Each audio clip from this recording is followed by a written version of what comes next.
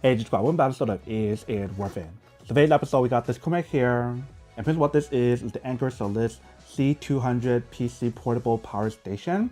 So this one has a total capacity of 60,000 mAh and it supports up to 200 watts when you guys do use it. So that's a nice small little portable power station thing that you can use for, I guess, emergency, or if you guys just need to power small things as a small little power bank. That's pretty much how you guys can use it. So this one has like the latest technology from the Anker SOLIX series, which is pretty cool. It has 5 different outlets on here. You guys can use the solar input to recharge it. So like a solar panel of 100 watts if you guys want to. Perfect for when you guys are going camping. It has a fast 140 watts charging and recharging. So use it as input or output to recharge it for USB-C, which I'll just see in a second. And they show you guys what kind of batteries that they use here. In the back part right here, they show you guys the specs that's on here in terms of what you guys do get. So there's like the USB-C, USB-A, and then solar input and other stuff as well.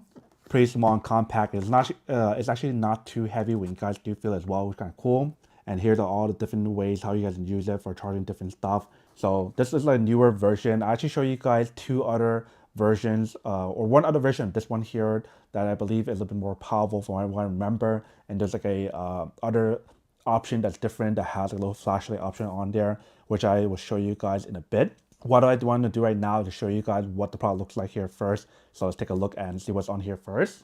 So once you guys open up, there's a little box inside here, and it seems like there's something inside.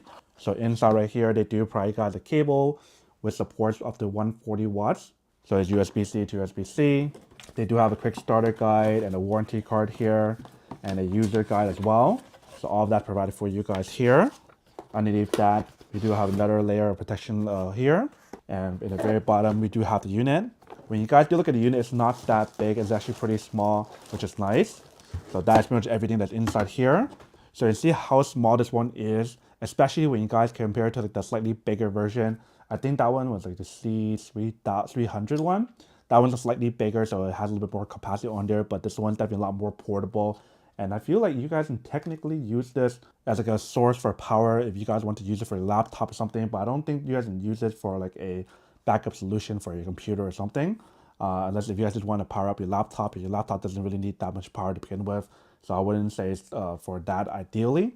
But nice little device to bring it on the go if you guys need to charge up stuff, but not really when you guys are flying because it's not travel friendly or not TSA approved or whatever. So they have this nice little handle on top that's pretty nice that you can use. We do have the cooling option on both sides to prevent it from overheating, you can see. We do have the front part right here with all the different outputs that you guys can use. So USB-A option, there's 2 of them, and it has the Power IQ technology, solar input here that you can use. We do have 1, 2, 3 of the USB-C option that you can use. The top one right here, they mentioned, is only works as the output for 15 watts. The next one underneath that is 100 watts max for the output. And the bottom one right here is 140 that you can use as input or output to recharge it and also charge other devices, which is kind of cool. And then top part right here, we do have the button controls for you to press to turn it on. And once you guys turn it on, that is pretty much what it looks like on here. And it looks like this version here actually allows you guys to connect this onto the app as well. So feel free to connect this onto the Anker app, which is kind of cool. But right now it's at 27%, and it does give you guys the option to connect this on the app. So let's connect this on the app first and show you guys what the app looks like. So the app that you guys want to download to use it is called the Anker app. If you guys don't have it already, download it. I actually have the app because I have a lot of different devices from Anker already. So let me show you guys what it looks like on the app here real quick. So once you guys do open the app, here's what it looks like. So you can see how I do have a lot of different devices from Anker you can see on here. So you guys can connect like their power station, their power banks, everything all on here. I have a few devices connected on here already that I've been using. And the main one that I've been using right now to connect to the source onto my computer to back up the my computer, so that way it's not I don't have to worry about running out of power or whatever, is the SOLIX C800 Plus right here. So I just have it connected directly onto the wall, so that way in case if there is a power outage, it's connected directly onto my power station, so I don't have to worry about that. So you guys can't do that on here, so it does not have that option available for any AC option, so keep that in mind. But if you guys do want to connect this onto the app, just press the top right corner here, the plus, and then click on add a device. And once you guys do that, it will find the device on here pretty quickly. You can see it found it already. So what you guys want to do is click on the device and add it. So right now scanning the device, it'll probably take a few seconds to find it. And once it does, then it'll give you guys the option here to connect it via Bluetooth or Wi-Fi. And obviously, if you guys can connect on Wi-Fi, it will be a lot better. On the bottom part right here, and see. So let's connect this onto Wi-Fi first, and then we'll show you guys what the app looks like in terms of what it looks like, or what you guys do get on the app there. But normally for this kind of device, you guys can just use it for kind of like a little display to see what you guys can see on the actual device here. Since there's no really like button controls on here to activate like the USB-C option or whatever, I don't think there's much to control, but we'll see. So we just finished the setup here, click on done, and then here's what the app looks like here. So I'll show you guys is at 27%, the temperature is at 64 degrees Fahrenheit, show you guys total input, output, and you do have the option to turn off the screen right here in the bottom should you guys need to right there. And if you guys ever need to update the firmware on here, you guys definitely can. But that's pretty much everything that's on here. So what I want right now is to connect the power on here and see how it does work in terms of charging the input first. And the way how we're gonna do this is to use the wall charger that I do have here. So this is one of the newest Anker wall chargers that's pretty cool and very unique. What it is that it shows the power that's on here when you guys are charging it, which is pretty cool.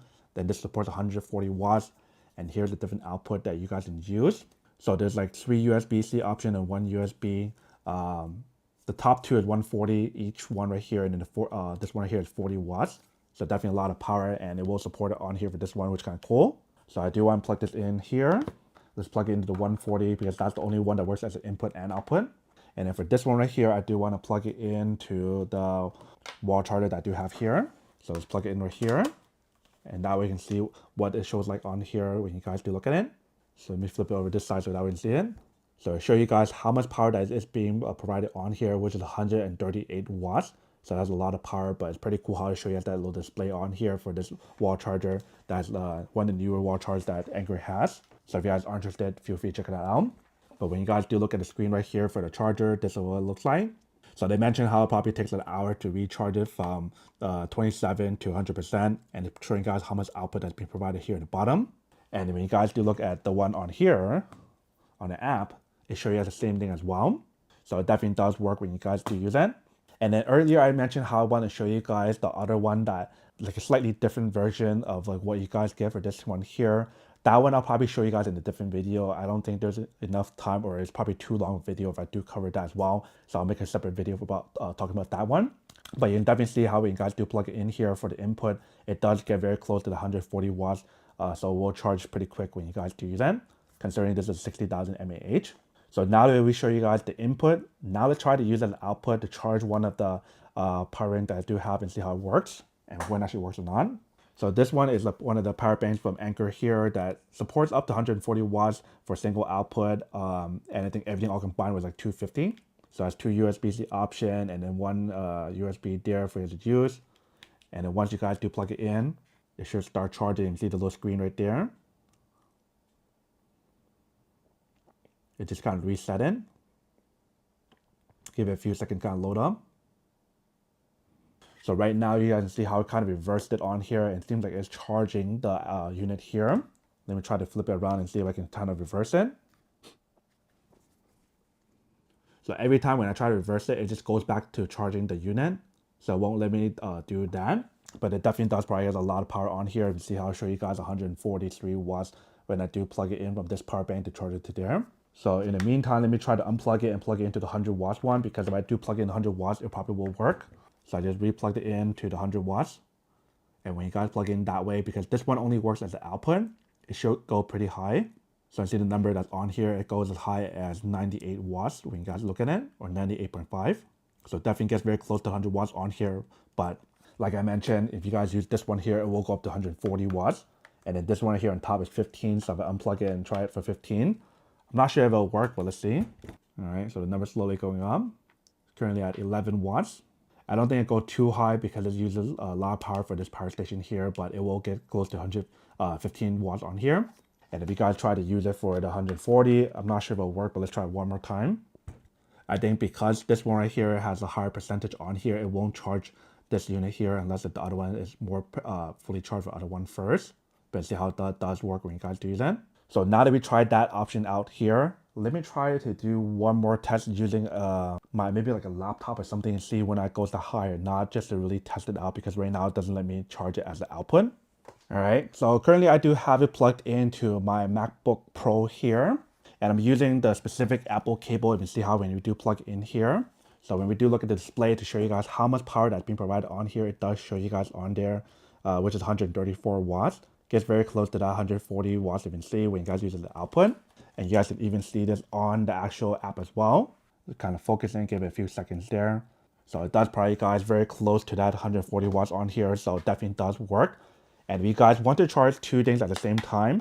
So let's say we're charging the laptop there and charge the other one here on my power bank. So that one should be 100 watts. If you guys look at how much power that's being provided on here, when you guys plug in both, it show you guys on there, it kind of resets and it'll start giving you guys the power that it's supposed to be. So right now it's providing guys roughly around 182 watts when you guys look at it. But the number does fluctuate when you guys do that, but it just goes up and down. I think over time, when you guys leave it charging for a longer period of time, it'll give you guys more power, but I think the max it can go up to is like around 200 watts, like I mentioned. So don't expect it to go like super, super high. If you guys want to charge multiple devices at the same time, max is probably close to 200. But that's pretty much everything that's on here for this unit. So now that I show you guys what the product looks like in terms of what you guys do get on here, now to answer the question of whether or not it's actually worth it or not. So for this product, I do have to say that it's pretty worth it, especially if you guys are in the market looking for something like this, where you guys can use it as a little backup solution to charge up stuff when you guys are at home or when you guys are on the go for camping. You can definitely buy the solar panel for this device to charge it on the go or for camping, or you can just use this as a rechargeable source to charge up stuff either at home or when you guys are doing outdoor stuff that supports like USB-C and USB, which is pretty cool. Then I do have to say that it's worth it in that situation.